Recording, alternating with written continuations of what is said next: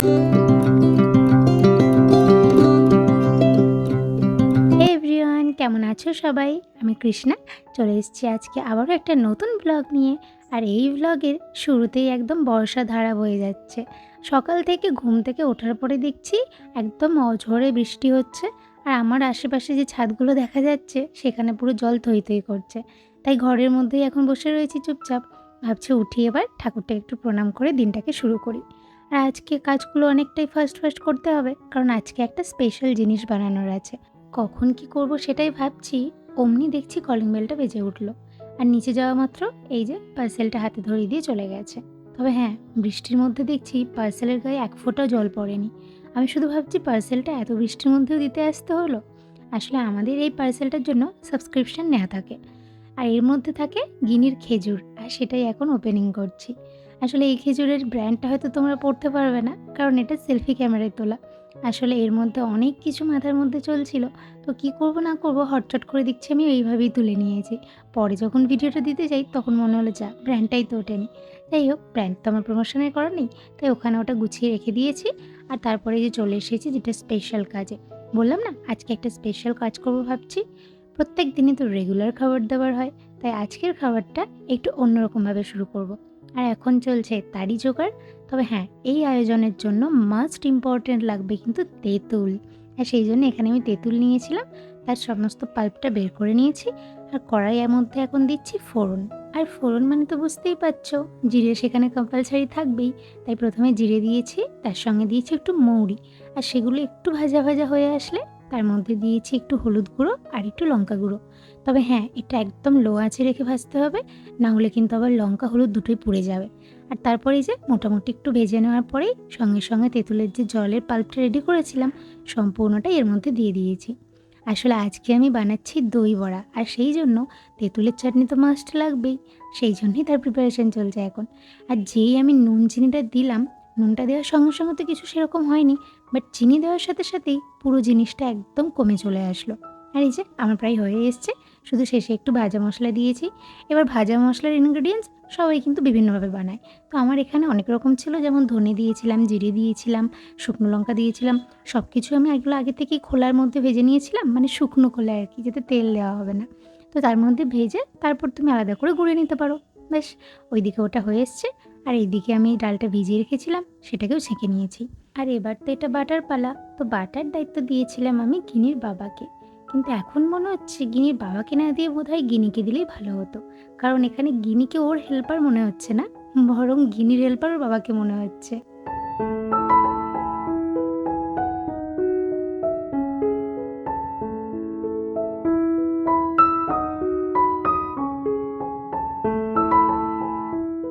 আরে আরে দেখো, উফ, শুধু এর অবস্থাটা বোঝো। মানে এইটুকু একটা বাচ্চা এই একটা সেকেন্ডও চুপ থাকছে না, তাহলে এই 24 ঘন্টা কী করে সামলাই ভাবো তো। যাই হোক, ওকে নিয়েই সব কিছু ম্যানেজ করতে হচ্ছে। আর এখানেও বারবার টেনে নিয়ে যাচ্ছি। তার মধ্যে দেখলাম ও আবার এর মধ্যে জিরে আর মৌরি দিয়েছে, আর আমি একটু নুন দিয়েছি সামান্য, ব্যাস। আর একটা জলের গ্লাস এনে টেস্ট করে দেখে নিচ্ছি যে বিটার দিয়ে আমরা যত সুন্দর করে ফাটলাম, আর এই ফাটার কারণে দেখছি পুরো ব্যাটারটা কিন্তু প্রায় দ্বিগুণ বেড়ে হয়ে গেছে। কিন্তু এখনও বুঝতে পারছি না দই বড়ার জন্য এই ব্যাটারটা পারফেক্ট কিনা। আর সেই জন্যই আমরা জলের গ্লাসে টেস্ট করে দেখেছিলাম, কিন্তু মনে হলো এটা পারফেক্টই হবে, কারণ জলের মধ্যে তো খুব সুন্দর ভেসেই উঠছে। তাই বেশি দেরি করিনি, ঝটপট করে তেল গরম করে একটা একটা করে ছেড়ে দিয়েছি। যখন দিচ্ছিলাম তখন তো মনে হচ্ছিল যে হাতের মধ্যে বারবার ছিটে চলে আসছে। আসলে এখানেও একটা ভুল করেছি আমি। এই ছোট্ট ছোট্ট টিপসগুলো না খুব কাজে আসবে। যখন এই বড়াগুলো ছাড়তে হয় তার আগে কিন্তু হাতটা জলের মধ্যে ভিজিয়ে নিতে হয়, কিন্তু আমি সেটা করিনি। আর সেই জন্যেই দেখো বারবার আমার হাতে লেগে যাচ্ছিল। আর এখানে তো প্রথম বুদ্ধি করে অনেকগুলো ছেড়ে দিয়েছিলাম যাতে সময়টা বাঁচে। কিন্তু সত্যি বলতে নিজের এই এক্সপেরিমেন্টগুলো বেশিরভাগ ক্ষেত্রে আমার নিজের উপরই বাড়ি পড়ে যায়। যেমন একসঙ্গে এতগুলো দিয়ে তো দিয়েছি, কিন্তু ওল্টাতে আর পারছিলাম না। তাই এই যে বারবার করে অনেক কষ্টে করে একবার চামচ, একবার ছান্তা, সমস্ত কিছু লাগিয়ে তারপর দেখছি মোটামুটি এগুলোকে উদ্ধার করা গেছে। চলো এবার হাতটাকে ভালো করে জলে ডুবিয়ে নিয়ে তারপর ছাড়বো। আগে থেকে পুরো মেন্টাল প্রিপারেশন নিয়েই নিয়েছি, এবার আর কোনো মিস্টেক করব না। আর যতটা সম্ভব কম দিয়ে ভালো করে উল্টে পাল্টে ভাজতে হবে।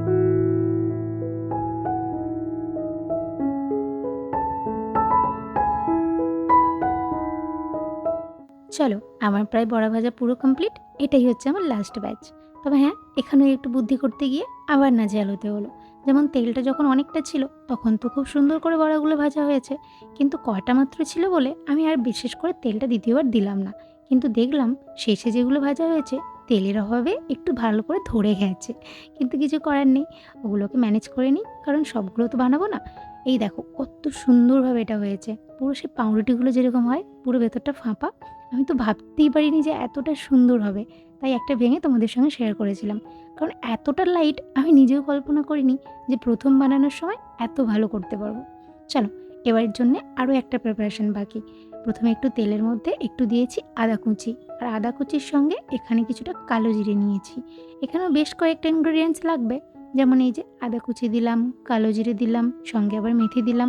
আর এই সবগুলোকে খুব একটা টেম্পারেচারে না, নর্মাল টেম্পারেচারতে একটু বেশি, তবে হ্যাঁ অবশ্যই হাই না, সেই টেম্পারেচারে মোটামুটি একটু ভেজে নিতে হবে। বেশ, তারপর একটা পাত্রের মধ্যে নর্মাল টেম্পারেচারের জল নেবে, না সেটা গরম না সেটা অতিরিক্ত ঠান্ডা। আর তারপর সমস্ত যে ফোড়নটা ভেজেছিলে সেটা দিয়ে দাও। তারপর নুন, চিনি তোমার স্বাদ মতো দিয়ে দিতে হবে। ব্যাস এই ব্যাপার, আর বেশি কিছু কাটনি। তবে হ্যাঁ, এবার এই দই বড়াগুলো সব ভিজিয়ে দিতে হবে, যাতে এর মধ্যে এক্সেস যে অয়েলটা আছে সেটা সম্পূর্ণ এই জলের মধ্যে বেরিয়ে যায়। ব্যাস, তাহলে এই কাজটা আরও ইজি।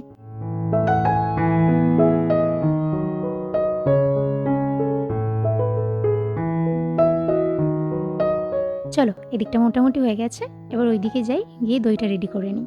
কারণ দই বড়া তো দই ছাড়া অসম্পূর্ণ, যদি তুমি দইটাই ভালো করে রেডি করতে পারো, বড়া যতই সুন্দর করো না কেন দই বড়ার টেস্ট কিন্তু আসে না। আর সেই জন্য এখানে প্রায় 1 কিলোর মতো দই নিয়েছি, আর নিয়েছি প্রায় 20-25টার মতো আইস কিউব। দই বড়ার ক্ষেত্রে কিন্তু আইস কিউবটা একেবারেই ভুলে গেলে চলবে না, তাই ওটাকে সবার আগে দিয়ে দেবে। আর তারপর বেশ পরিমাণ মতো নুন, চিনি। তবে হ্যাঁ, এখানে আমি যে নুনটা ইউজ করেছি সেটা কিন্তু পিঙ্ক সল্ট ছিল, নর্মাল নুন না। ব্যাস, আর যে চিনিটা ছিল সেটা একটু মোটা দানার চিনি, তাই মোটামুটি একটা এভারেজ আমি বুঝে দিয়ে দিয়েছি। তোমাদের যদি মনে হয় বাটিতে করে আলাদা আলাদা কোয়ান্টিটি মেপেও দিতে পারো। আর তারপর আমার মতো এরকম একটা হ্যান্ড বিটার নেবে আর সুন্দরভাবে ফেটে নেবে। ব্যাস। তবে হ্যাঁ, এখানে কিন্তু অনেকেই ভাবতে পারো আমি মনে হয় ওই বিটারটাই ইউজ করেছি, কিন্তু না, আমি এই হ্যান্ডমেড বিটারটা দিয়ে ইউজ করেছিলাম, আর সেটা দিয়ে এত সুন্দরভাবে দেখছি ব্যাটারটা রেডি হয়ে গেছে। আর এই স্ট্রাকচারটা কতটা স্মুথ এসেছে দেখো, আমি তো বুঝতেও পারিনি যে এটা দিয়ে মাত্র ফাটলে এত সুন্দর হয়ে যাবে। এতদূর পর্যন্ত সব ঠিকঠাক হয়েছিল, তাই এখানে একটা কিছু গড়বড় হয়েই গেল।